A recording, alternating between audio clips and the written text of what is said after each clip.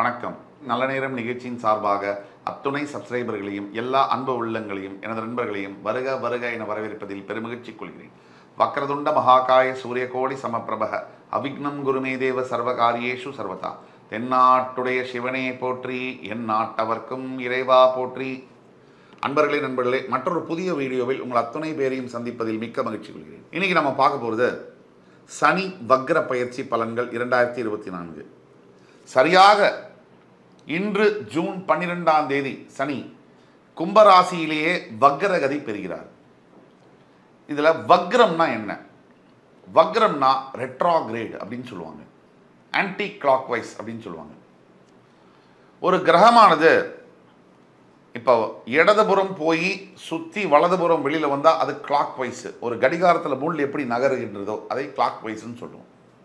அதே முள் அப்பிரதட்சணமாக திரும்பி இப்படி ரிவர்ஸில் சுற்றினா அது ரெட்ராகிரேடுன்னு சொல்லுவோம். அப்போ சூரியனை வலம் வரக்கூடிய கிரகங்கள் இடது பக்கம் திரும்பி வலது பக்கமாக சுற்றி வெளியே வரும்போது அது நேர்கதின்னு சொல்லுவோம். அதுவே வலது பக்கம் திரும்பி சுற்றி இடது பக்கமாக வெளியே எக்ஸிட் ஆவது ரெட்ராகிரேட் வக்ரகதி என்று சொல்லுவோம்.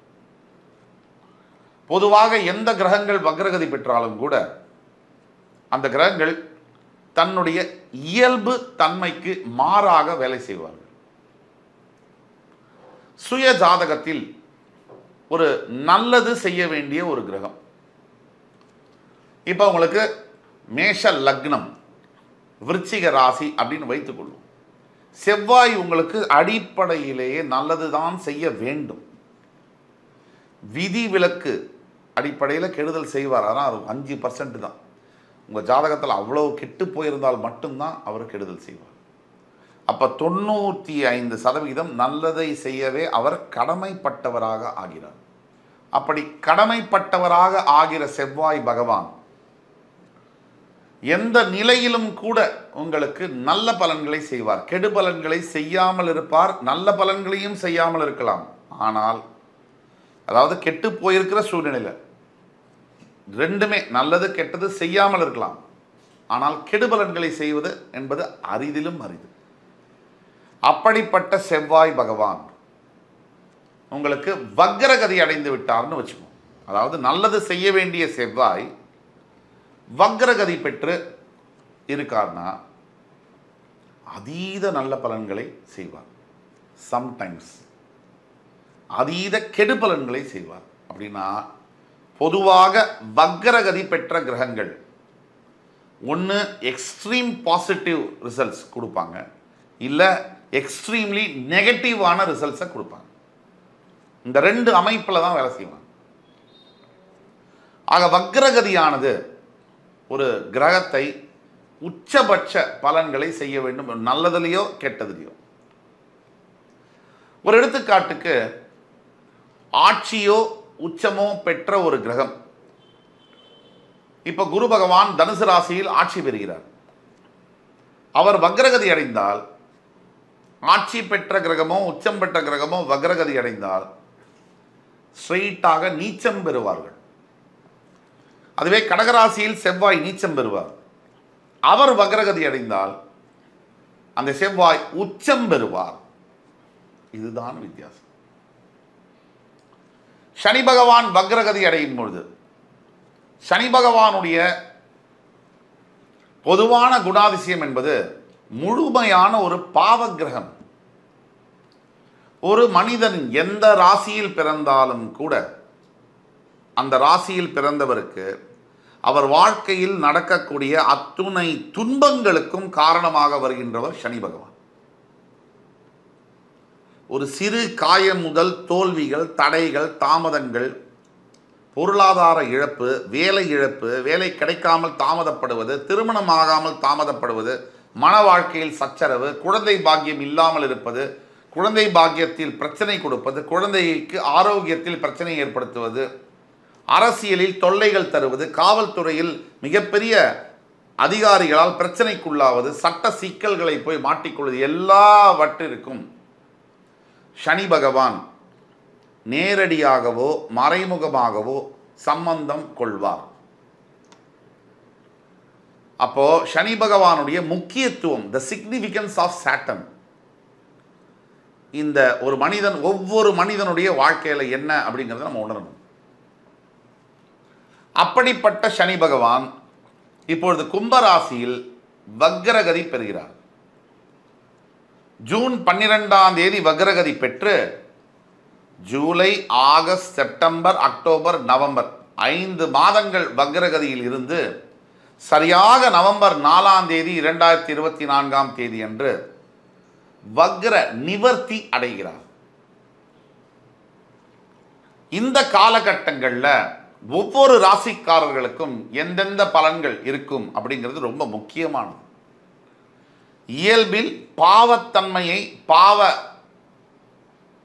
பலன்களை கொடுக்க கடமைப்பட்டவரான சனி பகவான் வக்ரகதி பெறும்போது தன் இயல்புத்தன்மைக்கு மாறி, நான் பல இடத்துல இதை பல முறை சொல்லியிருக்கேன், இயல்புல சனி பகவான் முழுமையான பாவகிரகம். அவர் வக்ரமோ நீச்சமோ அடையும் பொழுது மிக பெரிய பலன்களை கொடுக்கிறார், நல்ல பலன்களை கொடுக்கிறார். நீச்ச வக்ர நேரடியாக இன்னும் கேட்க போனா, சொல்ல போனா, நேரடியாக சனி பகவான் உச்சம் பெறும்போது தீய பலன்களை செய்வதில் முழுமையாக இருப்பார். ஒரே ஒரு சுபத்தன்மை, சுப கிரகங்களுடைய தொடர்பு இல்லாத நிலையில். ஆனால் அப்படிப்பட்ட சனி பகவான் வக்ரகதி அடையும் பொழுது மேஷ ராசி அன்பர்களுக்கு இந்த சனி வக்ர பயிற்சி என்பது முக்கியமான ஒரு அங்கம் வகிக்கிறது. மேஷராசி அன்பர்களுக்கு பாதகஸ்தானத்தில் ஆட்சி பெற்ற சனி பகவான் வக்ரம் பெறும் பொழுது பாதகஸ்தானம் 11ஆம் இடம், ஏன்னா சரராசி. இந்த பாதகஸ்தானம்னா 11ஆம் இடம்னா வருமானம் வரக்கூடிய இடம், லாபஸ்தானம்னு சொல்லுவோம். பொதுவாக 11ஆம் இடம் லாபஸ்தானம், எல்லா ராசிக்குமே 11ஆம் இடம் லாபஸ்தானம். ஆனால் சரராசிகளுக்கு 11ஆம் இடம் பாதகஸ்தானமாக மாறும். பொதுவாக லாபஸ்தானமாக இருந்தாலும் பாதகஸ்தானமாக வருவதனால் சோர்ஸ் ஆஃப் இன்கம், எங்கேருந்து வருமானம் வருகின்றதோ மேஷராசி அன்பர்களுக்கு, நீங்கள் சேலரிடு, செல்ஃப் எம்ப்ளாய்டு, ஒரு பிஸ்னஸ் பண்ணுறீங்க, ஒரு professional lawyer, advocate, doctor, scientist ஏதோ இருக்கீங்கன்னா கூட வருமானம் வரக்கூடியதை குறிக்கக்கூடியது தான் 11th பிளேஸ். அந்த இடத்துல சனி வக்ரகதி அடையும் பொழுது இந்த வருமானம் என்பது பல மடங்கு அதிகரிக்கும். இதுதான் உண்மை. இதை தவிர பொதுவாகவே ராசிக்கு 3, 6, 11, 12ஆம் பாவங்களில் சனி பகவான் சஞ்சரிக்கும் போது நல்ல பலன்களை தர கடமைப்பட்டவராக மாறுகிறார். சனி ஒரு ராசியிலிருந்து மூவ் ஆகி மேஷராசியிலிருந்து திருப்பி மேஷராசி வரத்துக்கு 30 ஆண்டு ஆகும். இந்த 30 வருஷத்தில் 10 வருடங்கள் மட்டும் அருமையான பலன்களை தருவார். அந்த 10 வருடங்கள் எந்த 10 வருடங்கள்? ராசிக்கு 3, 6, 11, 12 இந்த இடத்துல 2.5 வருஷம் இருக்கும்போது 10 வருஷம் அருமையான பலனை தருவார். அப்படிதான் 11ஆம் வீட்டில் இப்போ வக்ரகதி பெறுகிறார். இன்னும் ராஜயோக பலன்கள். இப்போ மேஷராசிக்கு என்னென்ன நடக்கும்? பொருளாதார நிலையில் மிகப்பெரிய அளவில் மாற்றங்கள் நிகழும். எதிர்பார்க்கவே இல்லாத இடத்துலேருந்து பணம் வரவு இருக்கும். இரண்டாவது, மூதாதையர்கள், அதாவது மூத்த சகோதரர்கள், அவர்களோட நல்ல உறவு ஏற்படும். அண்ணன், அக்கா இவர்களுடன் நல்ல உறவு என்பது ஏற்படும். மூன்றாவது, உங்களுக்கு பதவி உயர்வு ஏற்படக்கூடிய வாய்ப்புகள், ப்ரமோஷன், இன்சென்டிவ்ஸ் கிடைக்கக்கூடிய வாய்ப்புகள் என்பது ரொம்ப ரொம்ப அதிகம். நான்காவது, இந்த மேஷராசி அன்பர்களுக்கு புதிய வியாபாரத்தில் தொடக்கம், அதாவது நியூ பிஸ்னஸ் ஆப்பர்ச்சுனிட்டிஸ், புதிய கிளைகள் தொடங்குவது. எஸ்பெஷலி மேஷராசியில் இருக்கக்கூடிய ரியல் எஸ்டேட் துறை நண்பர்கள், ஹோட்டல் அதிபர்கள், விவசாயம் சார்ந்த தொழில்களை செய்பவர்கள், ஹோல்சேல் டீலர்ஷிப், இவர்கள் அத்துணை பேருக்கும் உச்சபட்ச லாபம் என்பது கிடைக்கும். இதெல்லாத்துக்கும் மேலே முன்னோர்களுடைய ஆசீர்வாதம் கிடைக்கும். இந்த கோர்ட்டில் மேஷராசி என்பவர்களுக்கு ஒரு வழக்கு நிலுவையில் இருக்குது. பூர்வீக சொத்து வரலை அப்படின்னா இந்த காலகட்டங்களில் 5 மாதங்களுக்குள்ள அந்த கேஸ் உங்களுக்கு பாசிட்டிவாக மாறி அது மூலிமா பூர்வீக சொத்து உங்களுக்கு ஃபேவரபுளான தீர்ப்போடு வரக்கூடிய சாத்தியக்கூறுகள் மிக மிக அதிகம். இது எல்லாத்துக்கும் மேலே மேஷராசி என்பவர்களுக்கு பிரிந்து போன உறவுகள் ஒன்றாக சேரக்கூடியது. ஒரு எக்ஸாம்பிளுக்கு கணவன் மனைவி பிரிஞ்சிட்டாங்க, இப்போ ஒத்துமை இல்லை, விவாகரத்தில் வந்து நிற்குது. இவர்கள் சேர்வதற்கான தன்னிச்சையாக எந்த ஒரு இதுவும் இல்லாமல் இவங்களே வந்து நல்லா பேசி சேர்ந்துக்குவாங்க. அந்த அளவுக்கு யாரோட இன்ஃப்ளூயன்ஸும் இல்லாமல் கணவன் மனைவி ஒன்று சேருவதற்கான வாய்ப்புகள் உண்டு. ஆக மேஷராசி அன்பர்களை பொறுத்த வரைக்கும் 11ஆம் வீட்டில் இருக்கக்கூடிய சனி பகவான் வக்ரம் பெற்று வக்ர சனியானவர் 3ஆம் பார்வையாக மேஷராசியை பார்க்கும் பொழுது கொஞ்சம் எண்ணங்கள் நேர்நிலையில் வரும். ஏன்னா நேர்கதியில் இருக்கக்கூடிய சனி உங்களை பார்க்கும் பொழுது எண்ணங்கள் சிதறும், டைவர்ஷன் ஆகும், ஒழுங்காக ஒரு இடத்துல சிந்தனை இருக்காது.